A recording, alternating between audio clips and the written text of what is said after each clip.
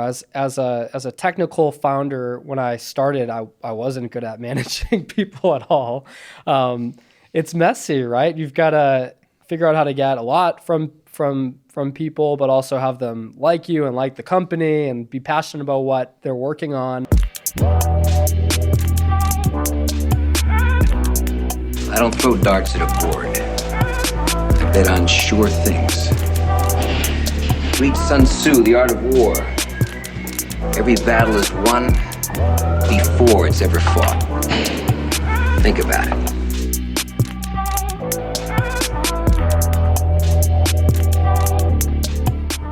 Welcome to another episode of the Profitable Property Management Podcast. I'm your host, Jordan Muela, and today I am with Zac Maurais from Sunroom. Zac, thanks for coming on. Thanks for having me.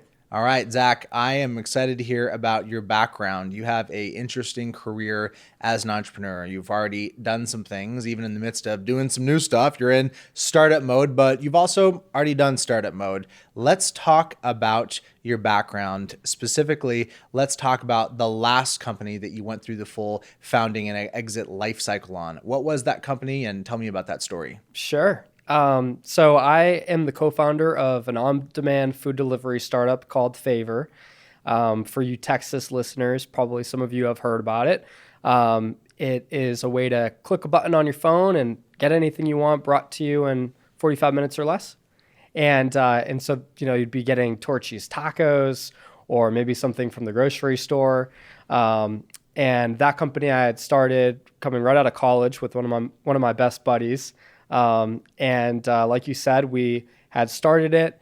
We grew it up to having about 50,000 delivery drivers. We called Favor Runners.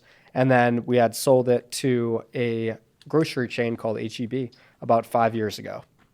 Well, that was a very succinct explanation of a pretty significant journey. I'd love to hear some more details about it. Where were you going to school? Were you in any kind of an entrepreneurial incubator program? What was the degree? How is it that you did this kind of entrepreneurial cliche thing of drop out of college, go start a business? How did that actually come to be? Yeah, you bet. So at the time when we had kind of the idea for it, my co-founder Ben was delivering pizzas, and he just loved delivering pizzas. And him being an engineer, he was driving around thinking about the return trip and how there's probably a place closer than the place that he just came from. And it was with that thought that he and I set up shop in his parents' basement. We got a Coding for Dummies book, and we cut it down into sections, and we said, Ben, you take back end, Zac, you take front end. And we just kind of worked on it from ground zero like that. So you're both technical? Both technical, both very product-minded founders. So very much in the weeds on what it does and how it does it. And we believe that building great products is how you build great companies. Born out of dog fooding, you understand the use case firsthand. I love that. But the problem itself actually is a fairly deep problem. I think about other applications, logistics, think about UPS, some of the challenges that they've had, some of the stories that you hear about, the programmatic solutions that they came up with, and the very explicit challenge that they made to drivers to say, can you beat this routing, pathing problem? Tell me a little bit more about the essence of the problem abstracted from the immediate use case. Yeah, you bet. So, I think on-demand food delivery, it's been a popular category, and there's a lot of other companies now. You mentioned FedEx, Amazon. Everyone was trying to solve this problem of how do you get something from someplace local to the end user cheaply and quickly. And a lot of that, maybe there'll be robots or self-driving cars in the future. Not a thing anytime soon. Right. So this is about routing efficiently. This is about how do you get a lot of people to do a thing and want to continue to do that thing. Because in that whole space, one of the big question marks that a lot of venture capitalists had is, can you actually get 50,000 people and have them consistently clocking in every week to do these deliveries? And a lot of that came down to how you're going to send them around town. And how can you have a smooth onboarding experience for them? And how do you go about even assigning them orders or figuring out the key times to staff? So you mentioned that there was this question mark at the time. Enough has transpired in that space that there is a lot that is no longer a question mark. What were the analogs that you were pulling from? What had already been done in that space that was a reference point? Well, for us at the time, we had first mover advantage. And so there had been kind of no point of reference No when we got DoorDash. started. No DoorDash, no Postmates, no Uber Eats.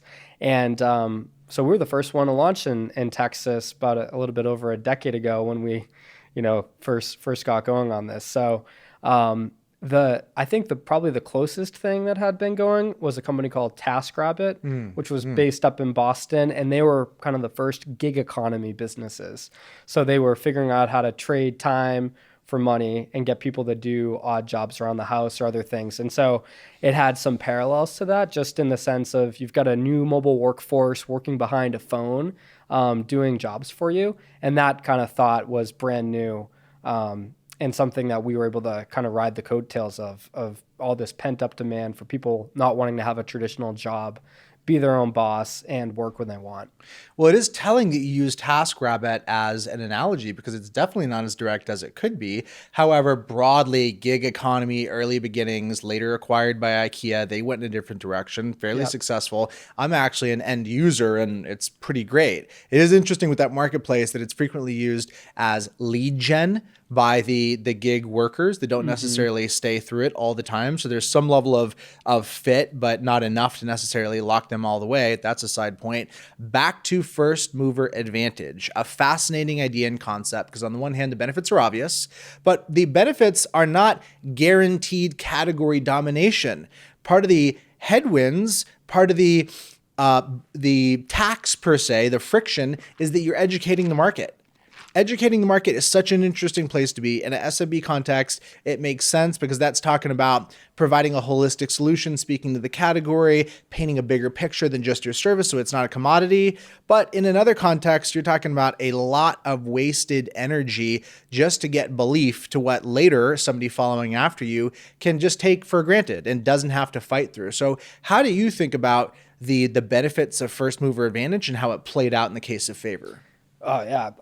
So interesting. A lot of stuff to unpack there. I think one of the most interesting things for us, though, was for the most part, this thought of get anything you want delivered in the tap of a button was a relatively simple thought to get, more so than probably more SMB, B2B type of concepts where you have to kind of really understand these deep problems.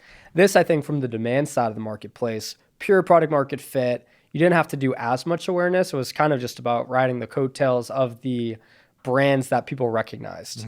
People already get Torchy's Tacos or Chick-fil-A. And if you could have an engagement with that or put that out there, people would generally understand it. I think the bigger level of education that had to happen in that marketplace was on the supply side, teaching people that this is a new way to make money and probably a good thing for you to try. So it's interesting that you mentioned that. What comes to mind for me is the challenges associated with two-sided marketplaces, which are notoriously challenging. I had an early stint with that early on in my career, building a company called Manage My Property, doing lead generation. Part of the fascination there was you can have a lot of inventory on both sides and make no money, especially when it's localized. In an e-commerce setting, somebody in Canada can buy something in Florida, and so the inventory challenges are not as significant. When you need to have a buyer and a seller in a single given zip code, you have to have a lot of penetration, a lot of depth before you're actually making any money. And you're compounding on top of that logistics on top. Yeah. So tell me, what was your evolving awareness of what you were even doing in business as you were working through that opportunity? Yeah. So one of the things that stuck out when you're just explaining that is density is really important. For us, we had this thought of don't boil the ocean, right? Don't be all things to all people. And we would even look at cities and not just say, we want to be the best in a place like Austin, Texas, but we'd be like, yeah, what's that one zip code that has the certain characteristics of decently high consumer spend, enough population, the right age demographic, and then focus all of the marketing budget on winning that narrowly defined group. And then it will kind of boil over to the other places. But we found that worked both, in context of marketing, but also in context of being able to provide a higher quality of service. Because, just in context of that use case, if you could have a lot of drivers in one zip code, you're going to have faster delivery times and thus be able to get a lot of more organic marketing just because you provided a really great service. I think those same concepts apply to other types of businesses too. Not as narrowly defined as logistics, but certainly for logistics, that was a big part of it. I'm fascinated by winner take all markets, zero sum, where things like aggregation theory are really in full effect. Those are use cases where venture capital makes more sense because it really is an arms race to figure out who will be the one person in the mind of a consumer that is the place to go. You have limited examples where there's duality. I still use Uber and Lyft. That's about as much as I could stomach. If there were 4 other competitors, maybe there are, frankly. Maybe there are competitors to Uber and Lyft. Don't know, don't care. 2 is enough. I'm hassled with 2 and I'm in a hurry. I'm just picking one. There's not a lot of mind space for consumers in any given category. How did you think about the need for funding? Was funding obvious from day one? Was that always the plan? Did you feel compelled to do that because it felt like zero sum? Yeah, I think that was one of those markets where it was kind of winner take all. And we had raised a good amount of money, around $35 million. But even in context of the space, it wasn't a lot. Relative kind to the of a drop opportunity. in the bucket, right? And that's why we could only win Texas. If we had raised a couple $100 million, maybe we could have thrown in California or New York or Florida or some of these other major states. But knowing that we had what we had and so much money had been injected so quickly, Weird subsidies going on. all sorts of weird, a lot of the game was who could get the best venture capitalists. So we're going to have the deepest pockets to know that in some of these really, really big markets, it was a game of holding your breath and subsidizing the marketplace. And for us, with only the money we had, that wasn't a game we could play. So our kind of go to market, it was just win the customers we could and focus on less places and just do it better there. What was the inflection point when it became obvious to you that a strategic exit was the right path rather than just trying to go to the mattresses long term? So what was unique about the time for us was I thought that there was just going to be consolidation in the space from those kind of 3rd place, 4th place, 5th place regionalized delivery players. But that's not how it played out. What ended up happening was we were in a pilot with with HEB, and we were working on the last mile fulfillment for them. So, think they had pickers in the store getting all the food and then bringing it out to the curbside. And then we would come pick it up from curbside and bring it to the person's house. And because of that relationship, they were really eyeing the delivery space and how it would be important for their business. And Jeff Bezos came after Whole Foods, decided to do a deal, and that's also a Texas-based brand. And HEB being really big in Texas, I think their first fear was like, whoa, you've got, tech gurus here that are going to go head to head with them and probably reshape consumers' preferences. I know that I use, services that bring me my groceries every weekend because I have such a limited amount of time. I just want to go on the app and click a couple buttons and have it show up at my house. So HEB saw that Whole Foods and Amazon was going to be a thing. And so they got thinking to themselves, we need someone who can figure out that last mile for us, and also someone that really knows how to do digital and how to figure out tech and how to build out that whole engineering and product team, which was something that we had done at that point. That had to be an oh shit moment for HEB, seeing Bezos coming in and swooping up Whole Foods. What's he going to do? Is he going to lower prices dramatically? Yeah. This is scary. This is not a thick sure. margin business, right? Groceries in general. Right. It's narrow. So they approach you, and where's your head at when they come in? Tell me about navigating that deal. How long did it take? Where were you guys at with that? So the interesting thing for us at that time was we had just gone on an all-out blitz growth mode. So from zero revenue, I think we had to 1 million, then 6, then 18, then 35, and profitable. And so for us, we were in a good position because since we had became profitable, we knew that we didn't have to get a deal done. It would have been nice if we did and stars aligned, but it put us into a better position because of that. You were able to have that runway where there wasn't a gun to your head. Exactly. Well, if you need the money, you can't have the money, right? That's the old adage. That's right. Yeah. So you're in that position where you have some runway. It's paradoxical. Perversely if you need it, you probably can't get it. So how did you think about them as an acquirer? The right acquirer is determinative of a lot of things, the quality of the exit, whether or not there's lock-in, the legacy of what happens to your app. How did you think about identifying who the right buyer was? So HEB is the biggest employer in Texas, and they've been around for a century. So they're really not going anywhere, and they have an awesome reputation for the way that they treat their employees In the community. and like all the give back things.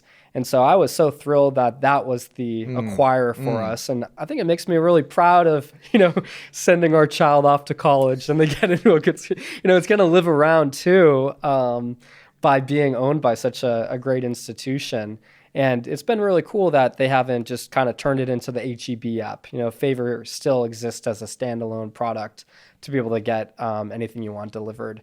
And that's kind of, cool, almost from an ego perspective, but something to be able to see your company that you started still be in existence and something that's been growing a ton. I think all this stuff that I was just explaining happened right before all the COVID aspects. And as you know, for that, people just weren't going out. So they're at their house, and really important to be able to get groceries and food brought to you because, it just completely changed the way that we lived for a period of time. And all this happened right before that. So it continued to grow a ton over the last couple of years. I want to hear about your next and current venture, but before we do that, I want to park on the psychology of having a successful exit and taking another at bat. When I talk to most founders that are still in it, there's a real lack of self-awareness, as I would put it. Even when I ask that question and I have a conversation about this topic, I sense the difficulty of getting outside your own head to think about how it would be different to have an exit and then to go back in the game. Not to take an exit and to go live on a beach. We can all imagine what that would be like, but to go back in the game. So you're young, you're still in it. How has having that under your belt changed the way that you relate to risk and opportunity globally going forward? Yeah, great question. I don't think I'm the type that would just want to be on a beach for a little while. I'm a tinkerer, and the guy that I did the next company with, Sunroom, we had started Favor together. And so, work is fun. It feels like you're able to make strides every day. And, the whole thought of being able to be a maker of things and go from, just something on a whiteboard to a screen, for me, is really rewarding. Having one under my belt, it was a little bit easier to be able to get the resources that we need to get the team developed to be able to execute at the highest level. And then also be able to, want to have more of the opportunity to play the long game. I don't have to have a quick sale because I'm itching for, a small payday. It's, you could swing bigger. You can try to do something more meaningful because you don't have that pent up pressure. So you do sense that it has adjusted your risk profile and your risk tolerances? Yeah. And, we did really well with Favor, but to your point, we weren't the top one or top two in the category. And I think that there's probably a strong chance that we could build a kind of category winner over the next little while with this next company. And that's kind of the bet that we're making. So you mentioned that some founders maybe get out early for the need for liquidity. Talk to me a little bit about your thoughts on the secondary market and the strength of secondary markets for founders in order to provide stamina. Have you seen much of that? And do you have thoughts around what would need to be true for folks to have an alternative that allows them to have some upside along the way as opposed to the whole thing being pent up till the end?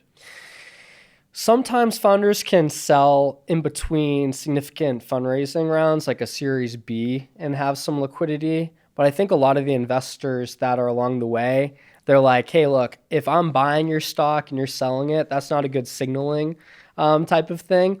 At least for the ones that I've seen, they want you to be all in and really believe in the stock that you're holding. So there's not they want too the gun many to chances. your head, right? Yeah, and you're right. It is kind of like a all or nothing type of thing for a lot of these high growth companies that are venture backed. So let's talk about your current jump It's common to have a EIR at a fund, an entrepreneur in residence, that is really thesis driven and is looking for an opportunity for disruption, aggregation. I got my start working for a venture backed HOA company, and it was started by a former EIR that was looking at a bunch of different industries. He saw HOA, it looked crusty, fragmented, thought he could jump in, do a roll up, layer software on top, and it would be great. It didn't quite work out according to the original premise, but that's how that function works.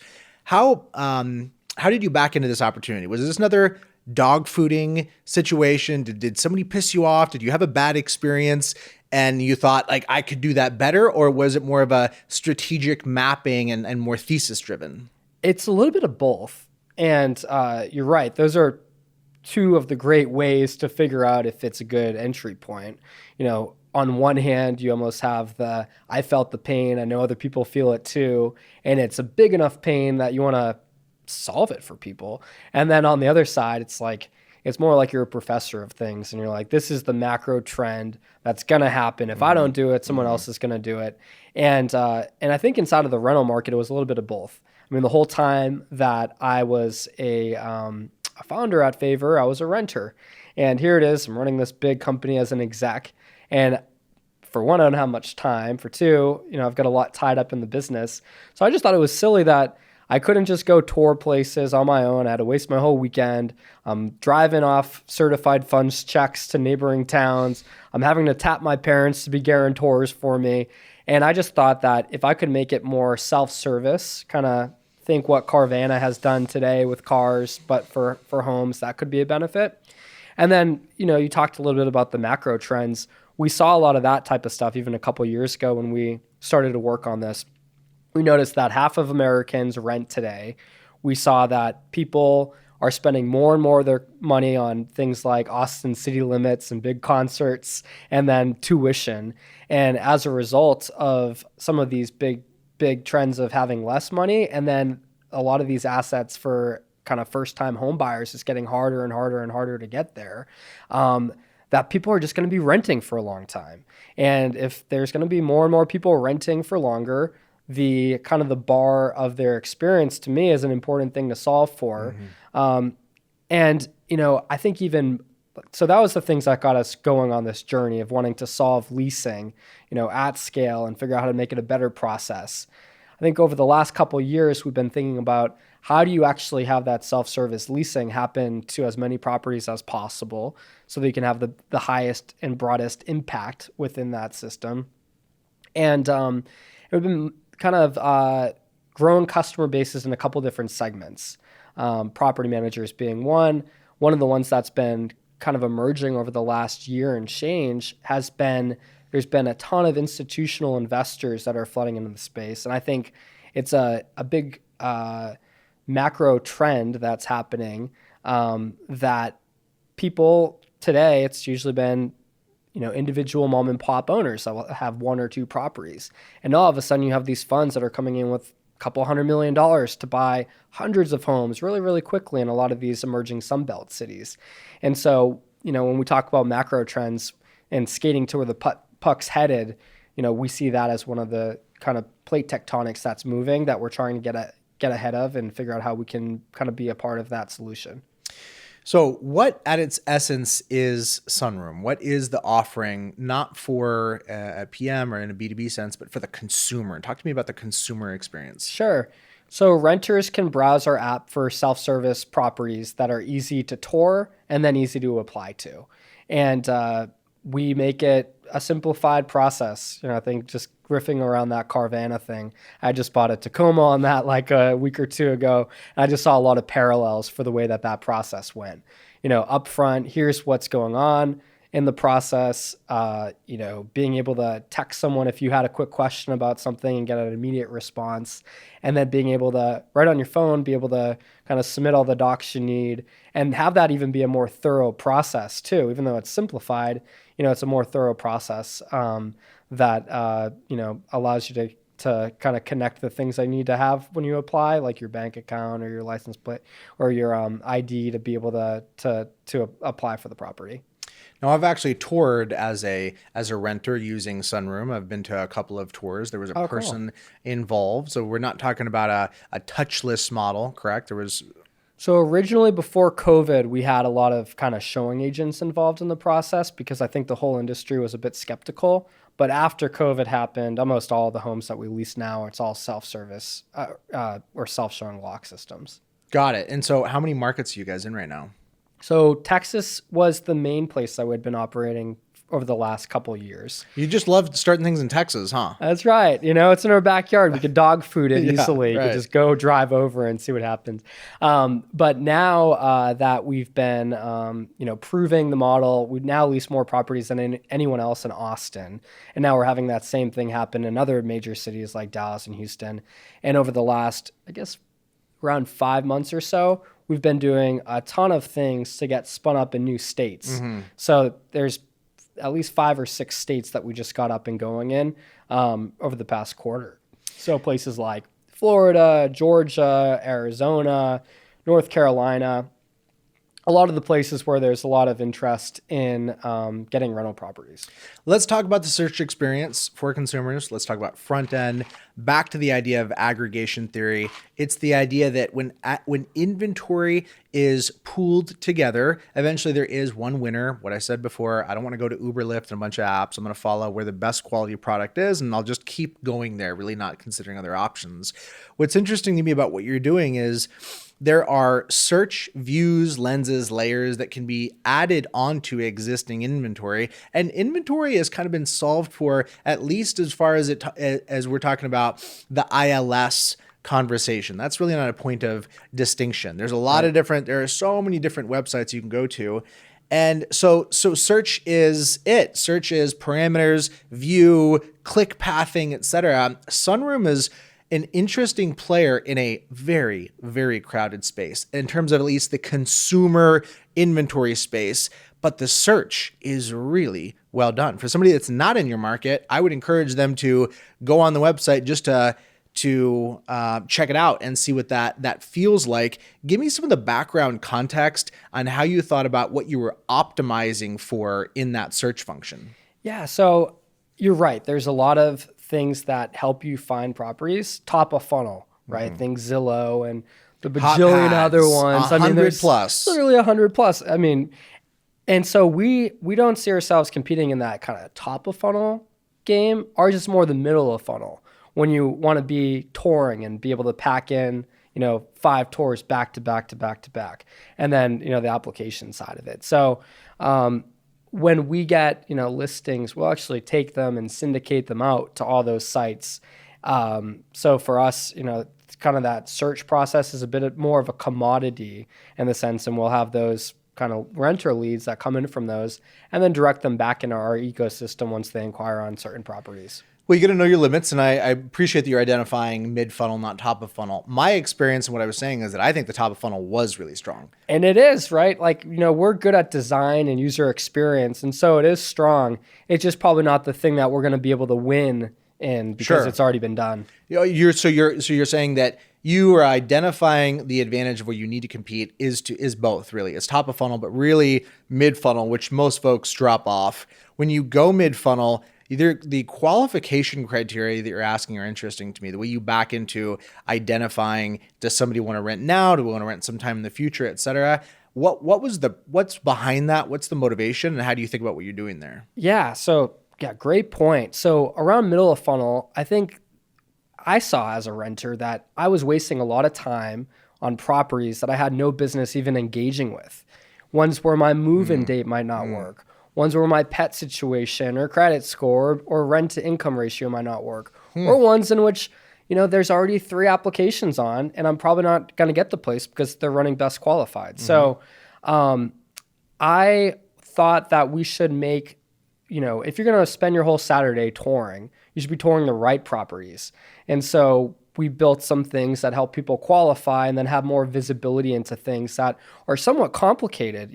Every property manager, every owner, they have different preferences, even around how long they'll hold the property for. Are they going to hold it for 5 days or going to hold it for 2 weeks? Depending on when my move out date is and an anticipated move in, that home might not even work for me. So some of these more complicated things that are edge cases that actually play a meaningful role in people's ability to secure rentals, we're solving for. Now let's talk about the intersection with third-party residential property management. That's my world, that's my bread and butter, and that's why we got started. You reached out to have some initial conversations as you were trying to better understand the market. What does Sunroom do for and with third-party PMs? Yeah, so we are great at just the leasing. So we're normally there from vacancy all the way through lease sign, and then we're out of it. And so we believe that property management, it's a whole beast unto itself. And so we didn't want to get involved in that. And instead, what we thought was, what are some of the things that are challenging for property managers, and how can we ease some of that burden for them?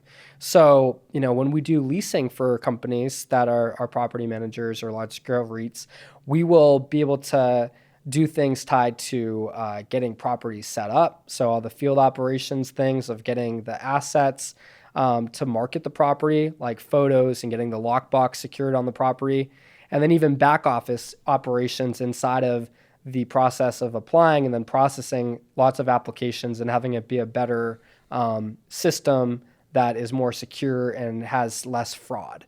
So from a really simplified perspective, we partner with property managers that are growing and then ease the operational burden of leasing, which is a big part of what they spend their time on today. And we are able to give them that time back to focus on other initiatives. Now, that's an interesting proposition because leasing is such a core competency of the business. Let's say some more startups roll up. We're the startup that takes over maintenance. We take over leasing. We take over inspections. Well, what's left? How do you think about navigating that conversation for folks that may be self-conscious or nervous about handing over a core competency of their business? Yeah, it's a good point. I think that if you were to look at the average property manager outside of growing their business and working on new owner acquisition, there's maintenance, there's leasing, and then there's basically accounting functions. And while leasing is a big aspect of what they do, it's not always the most profitable. Like margins are thinner for it, and especially in terms of where the property manager is at in their growth curve. Sometimes the amount of headcount that they have makes sense, and then they're trying to grow up, and they have to hire another headcount, and then no longer is it profitable. So the way that we're able to step in for them is it becomes a little bit more elastic, and also be able to, inside of property management, a lot of people are probably taking a breath of catch up coming off the busy summer season. Typically, these property managers have to staff up going in the summer, fall comes around, and then they might have to staff down. So it's kind of like this game where they're having to always shift things in the business. And so it just, it's pretty challenging. I think if a property manager, is trying to optimize their books and, show better returns and grow, the more third-party things that they can use for pointed things, the more that they can, focus on what's most important and connecting more with their investors and helping those investors acquire more properties and kind of grow their book of business. So tell me more about what you're opinionated about. If you're taking over that core function, you better be good at it. In what ways would me working with you be adopting an opinionated way in which you do the function versus you simply executing my directives on how leasing should be done for my company? Yeah, good question. So at this point, we've done a lot of those different aspects. And so let me just zoom in on a couple of them that I think are novel. So one is around the field operations aspect. So you have to get the property live. And a lot of times that involves getting assets about the property and also understanding the condition of the home and the marketability of that home. Think the little details around, is the home really show ready, and what's the bathroom look like, and what's the kind of situation with pests and all the things that the renters are going to be zooming in on when they're going to tour it at first. We're able to capture some of that data, help them run a CMA so it gets priced well out of the gate, and then have the home lease faster than it otherwise been if they just kind of put it up or didn't have a really formalized process for those types of things. So opinionated about how you go about getting a property set up and have that property be set up for success out of the gate. Another thing, application processing. We've now processed just thousands and thousands and thousands of applications. And one of the things that we've learned over the last couple of years is that there's started to be an uptick in fraud. What's happened in a lot of these income verification. What part are we talking? Exactly. Income verification is the big piece. So today there's a lot of people that are on the knuckle where they're like, their wages haven't increased as fast as the rents. There's a 3x income to rent requirement a lot of times. And since it's becoming harder for some renters to secure places, they'll try to cheat. They'll upload fake pay stubs, or they'll have a friend try to do the verification of income aspect. And we, experience fighting some of these things firsthand. And so we've been building tech aimed at solving for that. How can you connect directly with the prospective renter's bank account? So it's not, a document that might have been manipulated or something, but you have the direct source of that bank approved data to be able to say, hey, this is exactly what they've had deposit over the last couple months, and therefore they qualify from bank approved verification of income. Now, fraud does sound like a great use case where you guys coming in and using some application of scale, et cetera. When you think about the volume of transactions that you're dealing with, talk to me about the human side, because automation and tech is great. I'm a believer. I'm running a company doing the same thing, but there is that human component as well.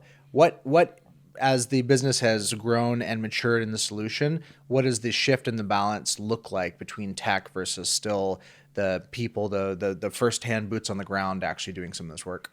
Yeah, I think you have to find a balance. I'm a big believer in figuring out where you can have the higher skilled labor be able to touch things that are harder to code, and also worry about all the edge cases. So we have, what we call human in the loop for a lot of these different things, and we'll get eyes on different aspects of it. Can look at data all day to figure out why a home might not be leasing, but even inside of that, it's usually better to have a trained eye who's leased a lot of homes, be able to kind of dig in and make their own interpretation, and then be able to communicate that to property managers or REITs. So that's one example of when a human is involved. Even inside of application processing, there's like machine learning things that exist or whatever, but a lot of times you just need to have a person look at the dog and recognize, is this a pit bull? Does this actually adhere to the dog policy? Compare a photo of what the renter uploaded versus what that dog actually is, and is this actually that dog, yes or no? And so human in the loop gets used in a lot of different aspects of the business still, even though that there's been a lot of automation and tech already built. So for a PM that's working with you, where do they pick back up in that process? So as soon as the lease has been executed and the move-in instructions are getting handed off, we will introduce the property manager as the point of contact from that point on for any of the utilities, for any of the kind of detailed move-in instructions. We essentially provide a code to the renter so that they can, get in the place on the move-in day and introduce that other party as their new kind of point of contact. So I'm handing you my qualification criteria, the parameters for the property, et cetera. Let's talk about the inventory and the qualification criteria. You're going to manage everything in my portfolio. Are there any exceptions? Are you managing a home in the ghetto, on a hill, furnished, non-furnished? Are there any caveats there? Yeah, so the only homes that we wouldn't take on are short-term rentals, and then any furnished rentals too, just because it's just too complicated to explain to renters where, some home has furniture, other ones don't or whatever. So as long as the home is unfurnished, it's a long-term rental, then it's up for grabs. And we also are very myopically focused on single-family residential, and then some garden-style apartments that would be up to 50 doors. No on-site manager. Right, no on-site manager. That's kind of the cutoff is, where it would make sense for, it's basically scattered site focused. And what about the criteria for a qualification? So it's all configurable and customizable to whatever the property manager has and is trying to adhere to. We understand that some people are trying to do Class A properties, others are doing Class C, so they can basically upload what they want to have, and then we can run with that. And our system is very malleable to adhere to whatever they want it to be. What about conforming to municipalities? What's your POV and your feelings on first in, first out? How far you can push a natural and organic optimization versus the risk hedge of just saying, let's take the most conservative position relative to the legislation in our local municipality? That's a good question. And I think it's probably something that we'll have to ask ourselves more and more as we're looking at expansions in cities that would be a bit more contentious or have a microscope. Places like California, we're not out in yet, but I'm sure those will be questions that we'll be having to kind of wrestle with ourselves when we make that jump. So in terms of the growth for the company right now, is this a city by, you mentioned in the previous example, a zip code by zip code? How localized is this expansion? How are you thinking about your market footprint as you expand? I think it is a city by city type of thing. So me coming from the world of on-demand food delivery, I think will lend itself well to this. Obviously, there's some functions that are centralized that you could do across everything. So it kind of, doesn't matter as much, but I do think that there's still an element in real estate of having a local presence and taking it by city approach and being able to kind of look at the unique aspects of each place that you're operating in. And then certainly the regulatory aspects of it. There's lots of things to be able to get spun up as a brokerage that can operate in a lot of these places. And look, I think the fact that we are solving those city by or state by state types of challenges, we could grow with property managers that maybe they have a presence in one state, but their investor base is taking them somewhere else. We can help them with that expansion, at least from the leasing side, which is really great for them because then they don't have to, do all that because there's a lot of steps there. We've seen it with just, one example. We've been helping a company that has been on a tear buying tons of homes really quickly, and they're trying to find yield. So they're looking at places that, are going to have better return on investment for their investors. So they've been having to quickly get spun up in places like, Atlanta, Georgia, and then, maybe there's only a couple homes that they'll have to pick up in like, Ohio. And so it would have been a heavy lift to do all that stuff for them, but they could just kind of tap us and we'll be able to allow them to operate in more places more efficiently.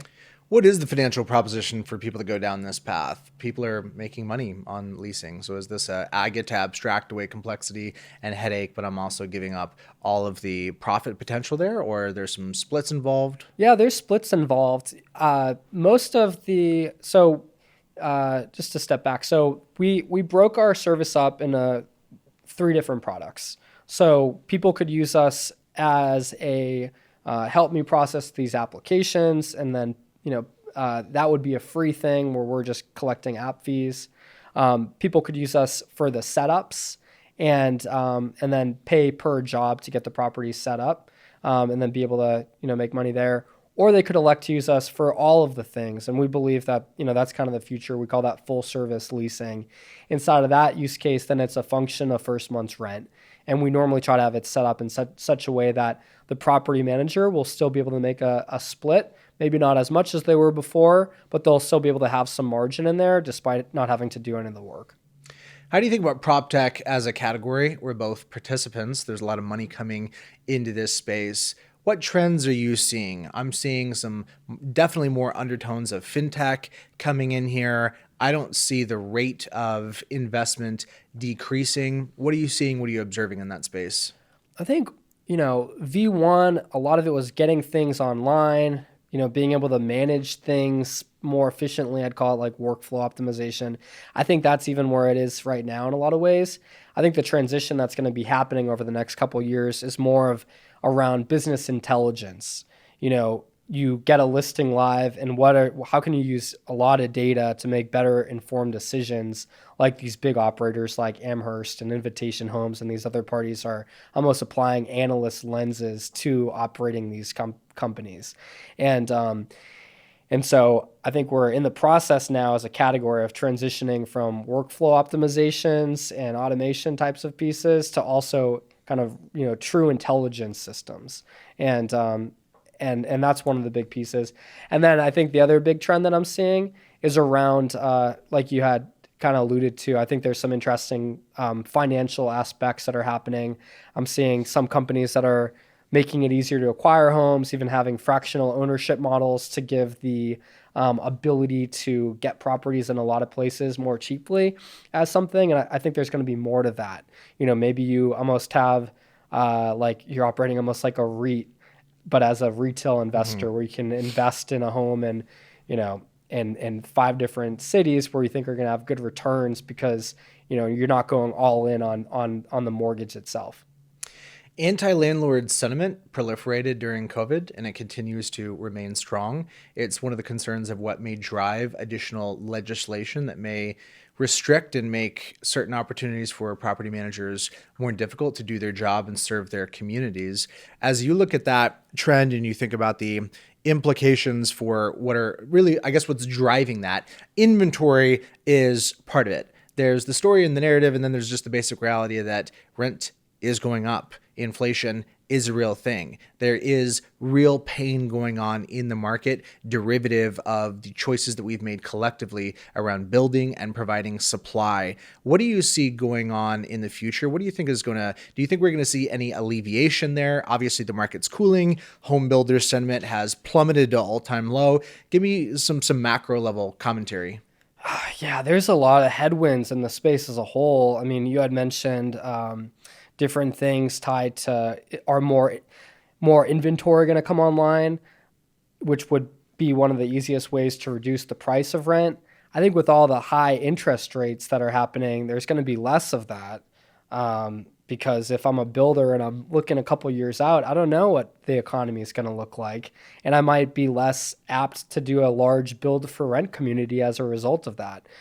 So I think over the last maybe 5 years, we've had absolute bananas, record-breaking rent growth.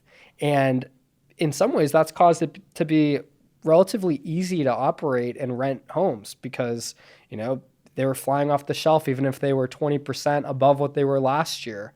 Now with the recession kicking in and kind of probably going to deepen over the next 6 to 12 months, I think there'll be a softening inside of what people can get on the rents.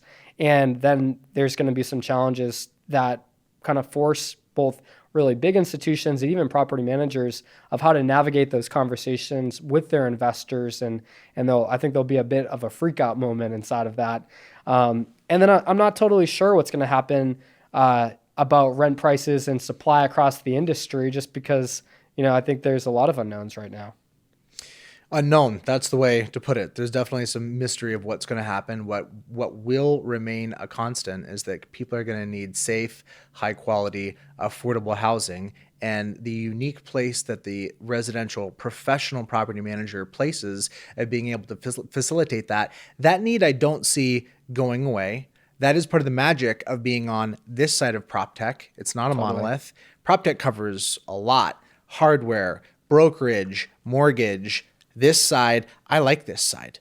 I like the SMB feel. I love those relationships. I love being built on the back of something that is fundamentally counter-cyclical in nature. Yeah. I would guess you take no small comfort as well on running a recurring revenue business that serves recurring revenue entities. Oh yeah. I mean, I think that, people are going to have to rent. It's a business category that isn't going anywhere and is only going to become more important.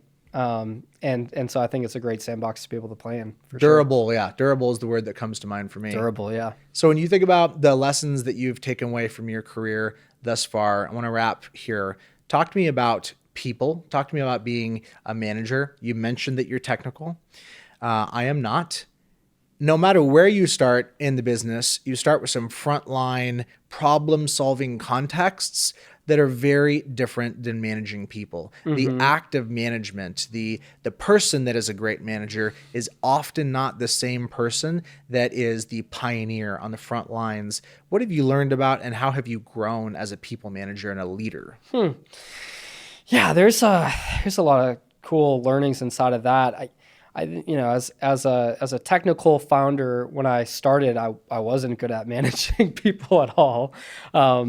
It's messy, right? You've got to figure out how to get a lot from people, but also have them like you and like the company and be passionate about what they're working on. the way that I've approached management is just to kind of borrow some tried and tested frameworks for management. So one of them is we use Google's OKRs as a way to have goal setting by individual and by department. It's a way to give people autonomy in what they're working on, set big, audacious, and ambitious goals that they can get fired up about, that they have a say in. And then that takes the burden off me as a manager because we can just be reoccurring talking about what their big goals are for that quarter. And then it's less of me riding them on, this ticky-tacky tactic that's inside of that kind of bigger goal that we set together. And then another thing that I've borrowed is agile software methodology for different aspects of management. So in short, when you're doing product management, you're trying to figure out how can you have the biggest bang for your buck, so to speak. So you're constantly trying to pin different things that you're building against each other on what's going to be the easiest to build and then have the highest impact or return for the business for that. And so we kind of look at the activities that we're doing week to week in that same lens. It doesn't matter if you're doing an operations thing or a marketing thing. You're trying to stack rank all the different things that they could work on and then use a framework to almost say, hey, this is a really small project. This is a really big project. This thing we believe is going to do this compared to this. And it just helps them better prioritize their week or day. And that's been a useful management tool for me. So I think to be a good manager is to figure out good frameworks that work for you or the organization. Talking about borrowing, you're talking about frameworks, you're talking about the meta ideas that can be abstracted and applied in a variety of contexts. Let's end it here. Give me the top 3 most influential business books for you over your career. So, yeah, let's see. I would say The Hard Things About Hard Things is a good book. Any of Paul Graham's essays that he has on startups is great. Which you can buy in book form. Book form, or even on his blog, they're just long form, so it feels like a book. And then I would subscribe to Adam Draper's podcast and from Draper. From Boost. I had gone through a business accelerator program, and he puts out different content and just different cool snippets that you can have that are kind of quick reads. He emails them over, and I think there's other accelerators that are out there, but that one's really cool and one that kind of pushes the boundary of tech. So I like his writings.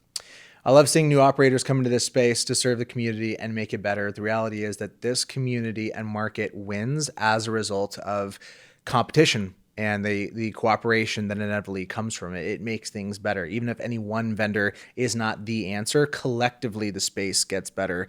You guys are a part of that. Appreciate you being here. Thanks for coming on, Zac. Thanks for having me. It's awesome. Let's leave it there. Jordan here asking you, what do you got? What is a question you want to ask me? Can you stump me? Can you throw me something hard, perplexing, vexing, something you feel tied up in knots with? Throw it at me. I'll do my best to try and answer that question, to dissect it, to parse out the nuance and maybe help you get a bit more clarity. I'm looking for questions as the basis for creating content, and you're looking for answers as the basis for clarity. And wouldn't it be perfect if those two things matched up? Drop a comment, send me an email, jordan@leadsimple.com. Let's stay in the conversation. Peace.